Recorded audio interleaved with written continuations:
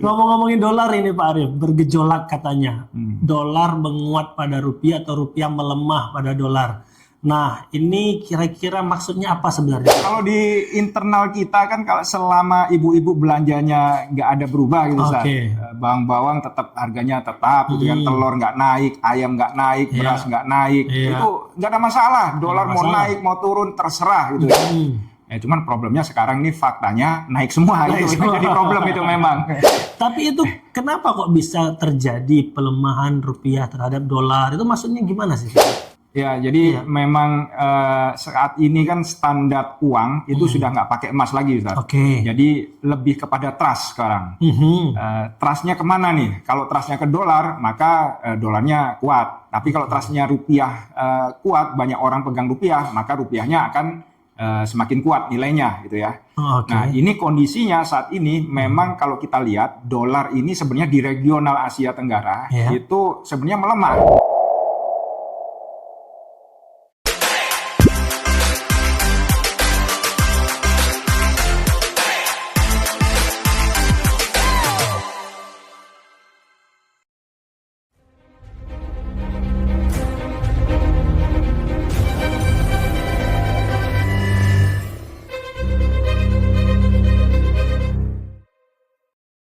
A'udzubillahi minasyaitonirrajim. Bismillahirrahmanirrahim. Assalamualaikum warahmatullahi wabarakatuh. Waalaikumsalam. Alhamdulillahirabbil alamin wassalatu wassalamu ala Rasulillah la haula wala quwata illa billah.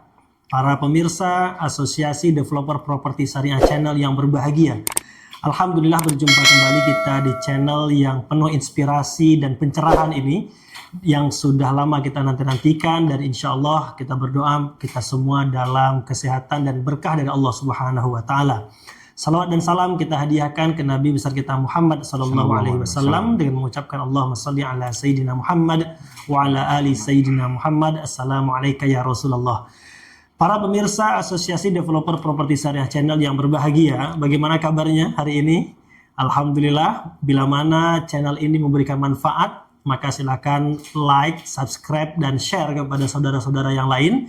Mudah-mudahan upaya kita nge-share informasi ini dapat memberikan pencerahan bagi yang lain dan menyelamatkan kita dan memberikan kebaikan dunia akhirat. Dan tentunya program podcast kali ini saya tidak sendirian. Saya bersama dengan Ketua Umum Asosiasi Developer Properti Syariah, Bapak Muhammad Arif Sungkar ST. Assalamualaikum Pak Arif. Waalaikumsalam. Masya Allah, gimana kabarnya? Alhamdulillah, luar biasa. Allahu Akbar. Allahu Akbar. Semangat, Ustaz. Alhamdulillah.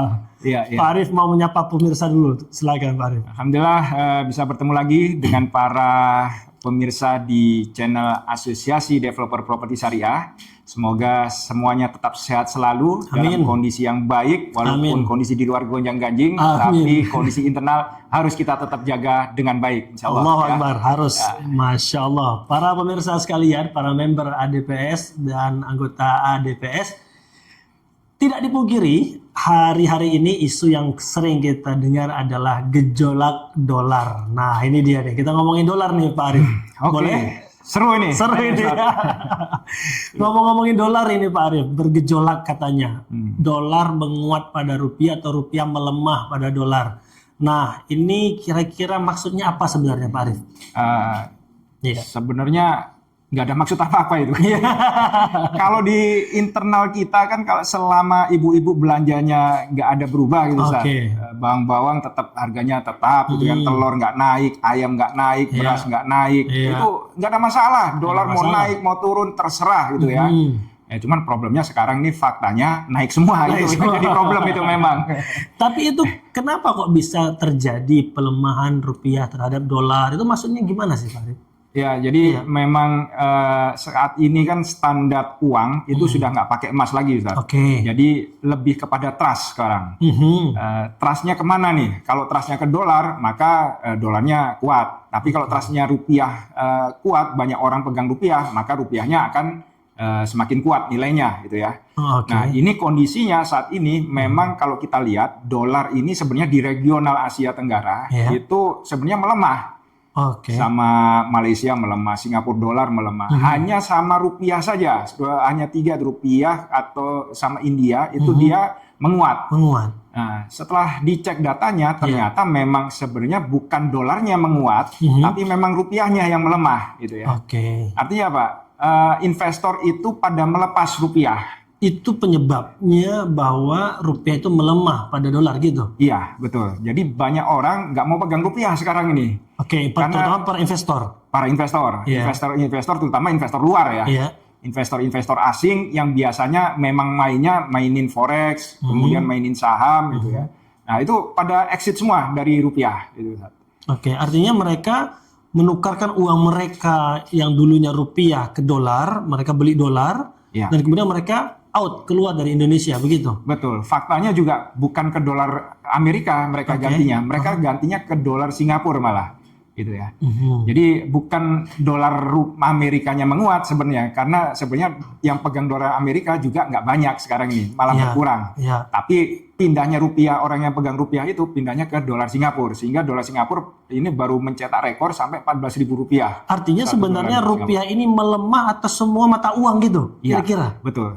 Baik itu dolar Amerika, dolar Singapura, bahkan ringgit juga. Ya, karena itu tadi. Para investor yang tadinya pegang rupiah, sekarang ini pada jualin ini rupiah-rupiahnya. Gitu. Atau membeli uang asing semua nih rata-rata. Diganti dengan uang asing. Gitu.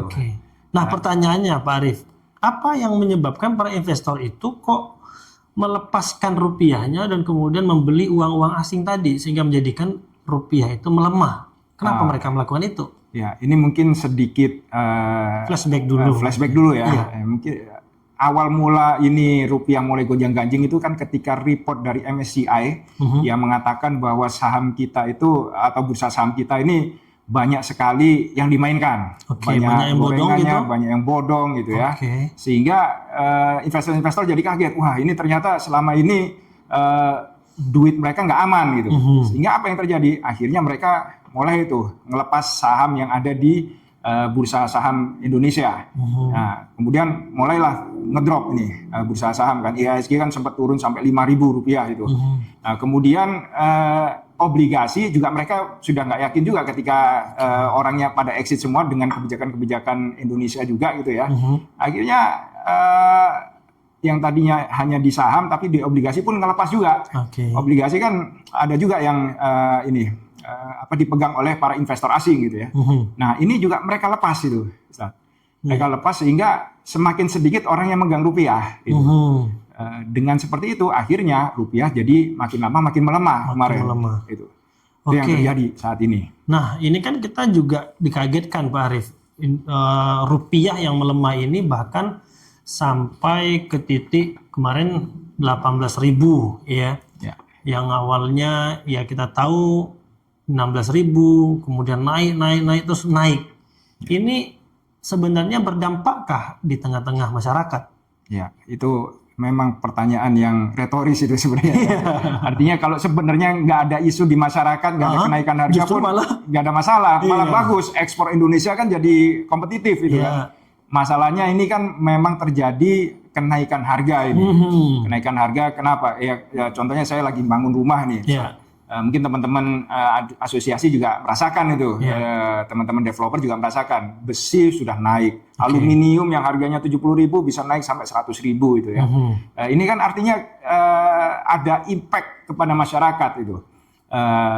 Yang terakhir Pertamax, BBM itu kan naik juga. Nggak kuat juga pemerintah untuk nahan harga 12.900, akhirnya naik jadi 16.000. Ini artinya kan impact-nya ke biaya transportasi juga, biaya logistik akan naik, biaya barang pasti akan naik juga. Ke semua barang-barang yang berkaitan dengan logistik, perpindahan pasti harganya akan naik juga. Tapi ada pernyataan bahwa orang-orang desa nggak pakai dolar, itu gimana? Berdampak nggak kira-kira? Memang betul itu kata-katanya itu. Orang desa nggak pakai dolar, pakainya rupiah. Selama rupiahnya bisa dijaga, sebenarnya nggak ada masalah itu. Masalahnya nggak bisa jaga gitu kan? Karena apa? Fiskalnya pemerintah juga terbatas. Artinya, sebentar saya potong.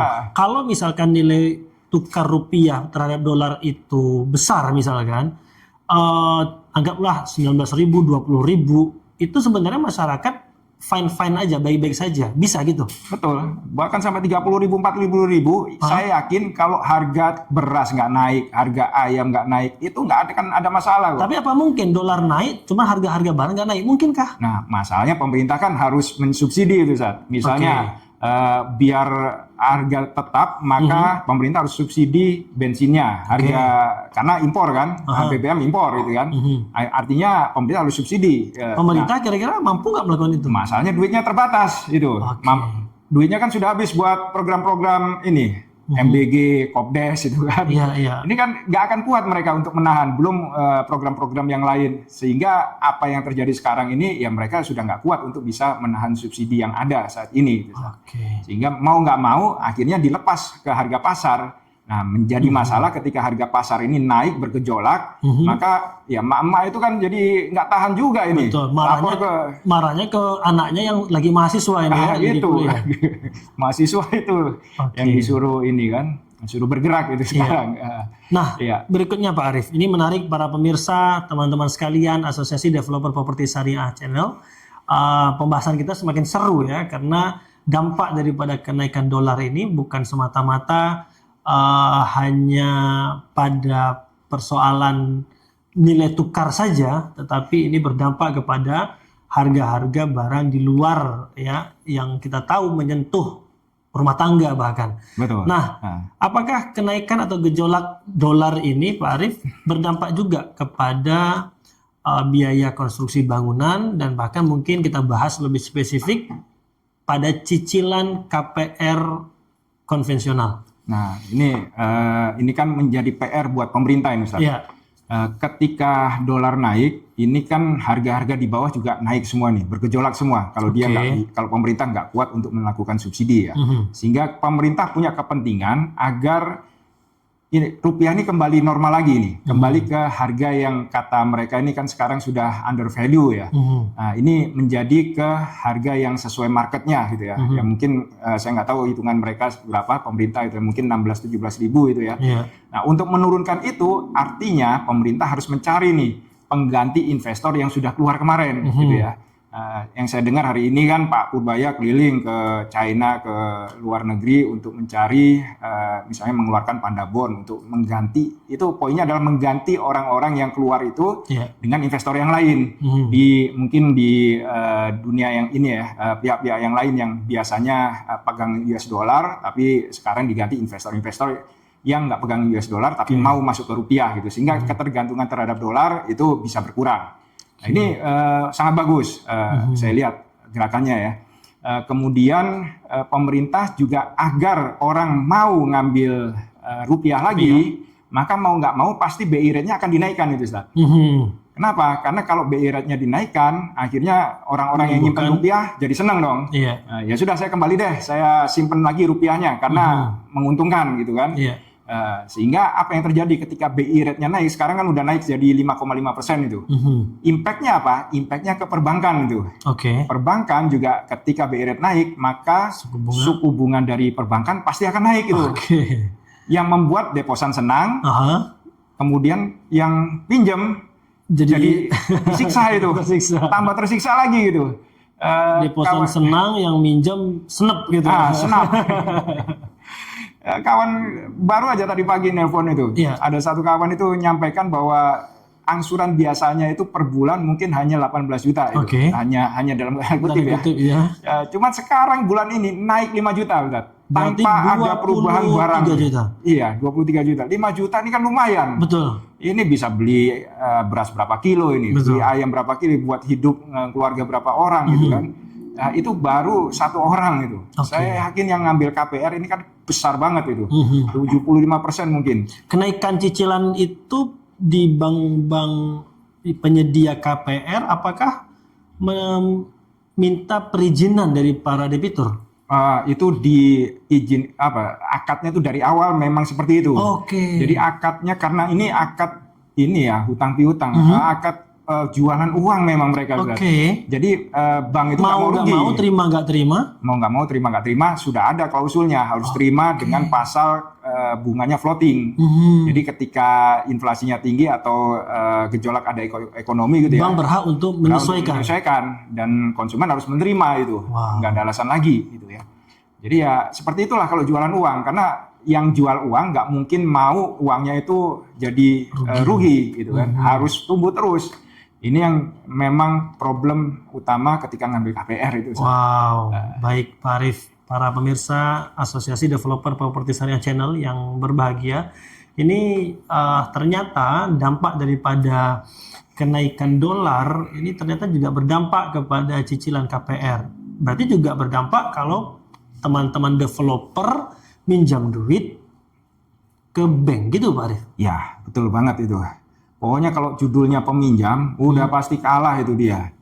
Yang pasti dia bayarin keuntungan bank, kemudian bayarin juga uang deposan gitu ya, yang nggak mungkin deposan mau rugi gitu ya. Sehingga apa impactnya? Satu sisi tanah aset sudah diagunkan secara akta fidusianya, akta ininya asetnya sudah diagunkan gitu ya, sehingga sebenarnya ya developer, orang-orang yang ngambil KPR di perbankan itu sebenarnya kerja buat para bankir, para deposan sebenarnya. Secara tidak disadarin gitu ya. Mungkin awalnya mereka nyaman gitu ya. Dapat duit besar langsung di awal. Developer company itu kan menangnya itu ketika dapat KYG gitu kan. Langsung dapat duit besar gitu. Kemudian orang-orang yang KPR mungkin langsung senang dapat unit gitu ya. Cuman belakangnya yang itu yang saya bilang sebagai hidden cost itu hidden cost itu jauh lebih besar gitu. Ya kondisinya kayak sekarang ini. Termasuk harus menerima konsekuensi ketika ada floating tadi bahwa harga kenaikan bunga itu ya mereka harus terima gitu. Betul. Itu yang mau nggak mau harus mereka terima. Itulah yang ya kita katakan hidden cost yang nggak diperkirakan sama mereka, nggak dilihat sama mereka di awal-awal. Yang mereka lihat cuman rumah ready stock, dapat uang besar itu di awal-awal. Tapi hidden cost-nya itu kayak gunung es itu. Seperti gunung es. Permukaannya itu kelihatannya enak, tapi bawahnya bebannya jauh lebih besar. Mengerikan gitu. Ya. Sangat mengerikan sekali. Baik, bagaimana Pak Arif, kacamata Islam sebenarnya memandang transaksi atau perekonomian seperti yang kita bahas tadi? Nah, sebenarnya sangat mudah kalau kita lihat dari Al-Quran ya, dari sisi sudut pandang POV-nya Al-Quran, itu sangat jelas kok. Ekonomi Islam itu kan yang pertama riba diharamkan. Jual beli silakan, tapi jangan jual beli duit itu. Jual beli barang silakan itu. Riba diharamkan. Kenapa? Karena riba ini akan menarik orang-orang yang nggak kebutuh duit, itu duitnya ditarik ke orang-orang kaya gitu. Orang-orang yang pinjam duit, orang-orang yang nggak punya kemampuan untuk langsung beli cash gitu ya, itu dikasih ini uang dulu, kemudian diambil itu, disedot lagi itu duitnya itu. Nah akhirnya apa? Akhirnya terkumpullah uang-uang itu ke orang-orang kaya saja itu. Nah, sehingga riba itu diharamkan. Riba haram, kalau jual beli oke, silakan. Nah, Islam udah jelas itu. Kalau riba ini bisa dihilangkan, itu insya Allah gap antara orang kaya dengan orang miskin atau gap yang di tengah itu insya Allah akan semakin tergerus itu. Yang sekarang ini kan gapnya luar biasa ini, gap antara kaya dengan miskin jauh banget itu. Nah, mekanisme seperti tadi, orang-orang miskin, orang-orang yang tengah, orang-orang yang miskin itu disedot, disalurkan ke orang-orang yang kaya saja itu, sehingga terkumpullah orang-orang kaya itu hartanya gitu ya. Nah ayat yang kedua itu di ayat At-Taubah itu kalau nggak salah, ayat Taubah ayat 33-34 tentang kanzul mal itu kan juga ada larangannya juga. Orang-orang yang menimbun harta itu juga diancam tuh. Artinya kalau sudah diancam itu merupakan bentuk keharaman ketika kita menimbun harta. Masalahnya sekarang kan nggak ada yang melakukan pidana terhadap orang-orang yang menimbun harta. Jadi biarkan saja di negara kita itu. 1% orang menguasai mayoritas harta kekayaan di negeri kita gitu. Betul. Nah, ini contohnya juga waktu pertumbuhan ekonomi kita kemarin 5,6%. Kabarnya. Yang paling besar itu adalah dari belanjanya APBN, Ustaz. Belanja APBN itu kan dari pajak-pajak orang-orang Indonesia dikumpulin. Yang berapa ratus juta dikumpulin, disalurkan ke hanya segelintir orang saja. Siapa? MBG, KMP gitu ya. Dan itu dihitung sampel pertumbuhan ekonomi. Nah, dihitung sampel pertumbuhan ekonomi. Artinya apa? Duitnya itu sebenarnya yang tadinya merata di seluruh rakyat Indonesia dikumpulin, kemudian disalurkan ke orang-orang tertentu saja. Gitu. Nah, artinya apa?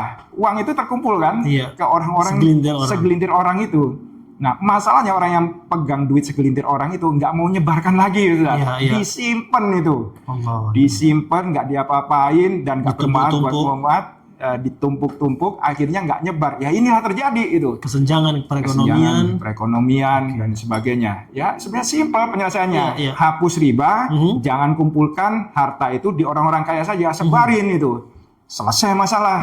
Kalau tadi dianggap bahwa KPR melalui bank itu akan terjadi gejolak juga, ada kenaikan harga cicilan, bagaimana dengan properti syariah menyikapi hal ini? Nah, ini perlu masyarakat juga menghitung sebuah produk, harganya itu harus total itu. Total cost yang dilihat, bukan hanya harga jual saja. Harga jual bisa jadi atau ini ya DP angsuran bisa jadi yang pakai bank, yang pakai konven itu bisa jadi lebih murah. DP cuma 5 juta, angsuran 1 juta, rumah ready stock gitu ya. Kelihatannya memang murah gitu ya. Dan nikmat. Tapi kalau terjadi hal-hal seperti ini kan sesuatu yang harus kita hitung juga sebenarnya. Secara total untuk mengakuisisi biayanya itu ya biaya. Kalau ada kenaikan bunga itu nggak tahu berapa gitu ya. Kemudian kalau dinda kena musibah, kita kan nggak tahu orang bekerja tiba-tiba kena musibah nggak bisa ngelanjutkan angsuran itu didenda. Kemudian yang tadinya dipikir rumahnya udah jadi milik ternyata disita gitu kan.